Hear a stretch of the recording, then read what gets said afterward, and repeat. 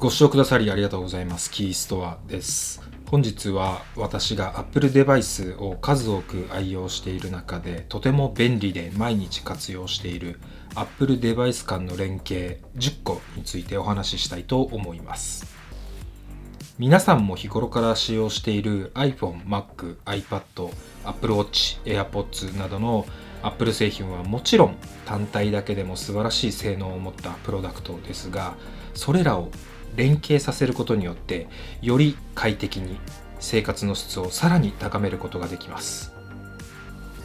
前提として今からお話をする Apple の連携に関して何か特別なアプリを使うことはありませんが、同じ Apple アカウントにサインインをしていたり Wi-Fi や Bluetooth など必要な機能や認証などをオンにする必要性があります。また最小のシステム条件もありますので、こちらもご注意ください。それでは早速いきましょう。一つ目はユニバーサルコントロールです。この連携機能は一つのキーボードとトラックパッドやマウスで Mac と最大2台の別の Mac か iPad を接続して操作することができるようになります。このユニバーサルコントロールでは Mac 上では MacOS、iPad 上では iPadOS を使用することになります。設定の方法は Mac のメニューバー、コントロールセンターからディスプレイを選択し、接続する iPad が起動している状態であれば、キーボードとマウスをリンクの表示と対象のデバイス名が表示され、連携することができます。また、システム設定からサイドバーのディスプレイを選択しても設定することができます。連携したいデバイスを追加する場合にはプラスボタンから、連携したデバイスの配置を変更したい場合には配置ボタンから変更することができます。画面の上下左右を飛び越えて別のデバイスへと移動することが可能なので、Mac 上のドック配置に気をつけてください。私は画面向かって左と下に iPad を配置するので、Mac 上のドックは画面向かって右に設定しています。2つ目はユニバーサルクリップボードです。これは私が最も使用している連携機能で、iPad や iPhone、Mac でコピーをしたテキスト、画像、動画をそのまま別のデバイスに瞬時にペーストすることができます。メモのテキストを Word にコピー&ペーストする場合にはそのままテキスト形式で貼り付けることができますが、Mac の Word からメモに貼り付ける際には PDF 形式でのペーストになってしまいます。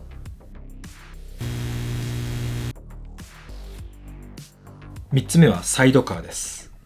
このサイドカーは先ほどのユニバーサルコントロールとは違い、 iPad 側では iPadOS を使用するのではなく、2台目のモニターとして MacOS を使用してワークスペースの拡張やミラーリングをする連携機能です。 iPad を液晶タブレットとして使用し、 Apple Pencil の性能を活用することで Mac では難しい描画作業をすることができます。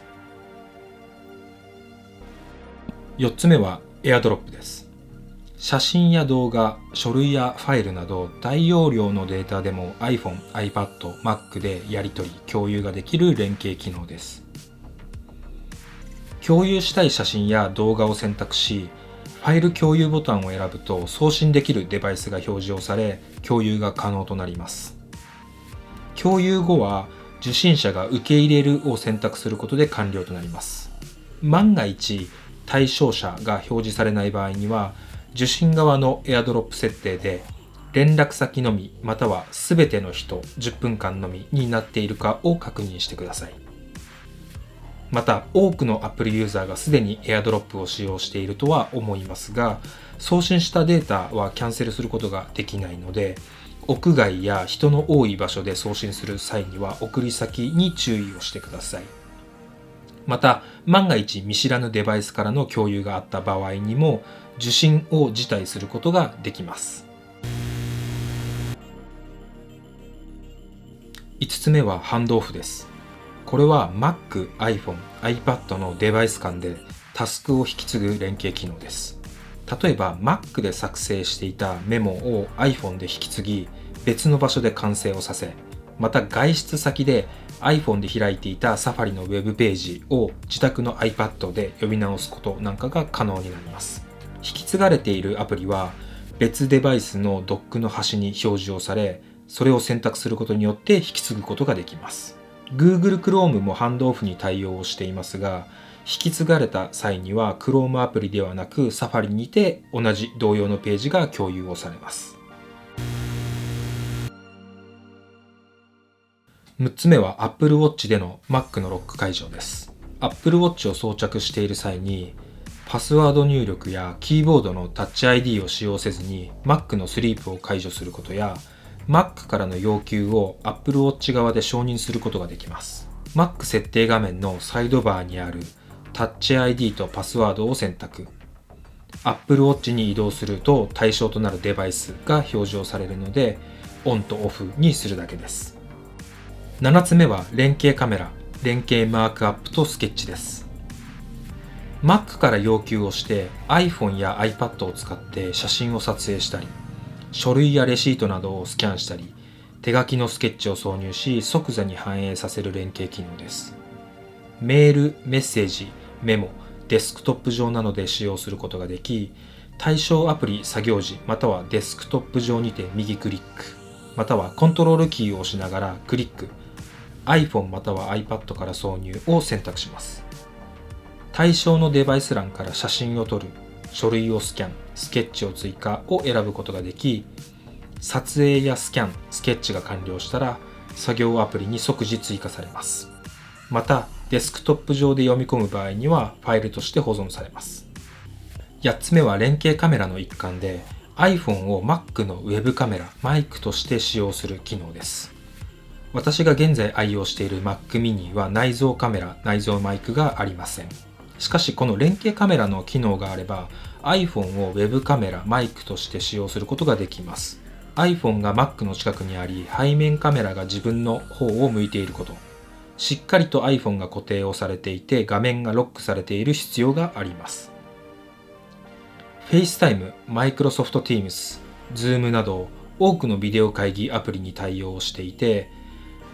iPhone のカメラに搭載されているセンターフレーム、ポートレートモード、スタジオ照明といったカメラモードを使用することができ、Mac mini の弱点の一つでもある内蔵カメラ、内蔵マイクを搭載していないという問題を解決することができます。9つ目は iPhone ミラーリングです。MacOS Sequoia iOS18 から可能になった連携機能で、Mac から iPhone にアクセスをしてミラーリングをし、iPhone 上のアプリや通知を操作することができます。この連携機能により iPhone がカバンの中にあったり充電中で手元になかった際にも Mac 上で iPhone がコントロールすることができるようになりました。特に LINE や Instagram など iPhone に最適化されているアプリは一部機能を Mac 上で使用することができて Web 版を使用するよりも便利です。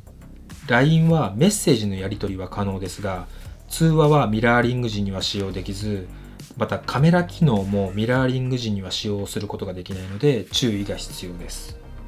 ミラーリング時に Mac から iPhone に画像やファイルなどをドラッグ&ドロップして転送することが可能で、また逆に iPhone から Mac に転送することも可能になります。最後は AirPods の自動切り替えです。Mac で音楽を聴いている際に iPhone で着信があった場合、自動的に接続が切り替わります。また iPhone で音楽を聴いていて iPad で YouTube 視聴を始めると、これがシームレスにまた切り替わります。この連携機能はあまりにもスムーズすぎるのと、私が愛用している AirPods Pro 2の適用型モードの性能がとても自然なので、外部に音が漏れているんじゃないかなと毎回に心配になるほど優れています。いかがでしたでしょうか。 OS のアップデートに伴い次々と新しい連携機能が追加をされて、正直 Apple のエコシステムから抜け出せなくなってしまっています。それほどに Apple デバイスの連携は非常にシームレスな感動体験をすることができますし、そのことが時間の短縮やストレスフリーな作業効率、または生産性向上につながっています。皆さんも Apple デバイスを連携をさせて、昨日よりも少しでもいいライフスタイルを送ってみてください。それではまた次の動画でお会いいたしましょう。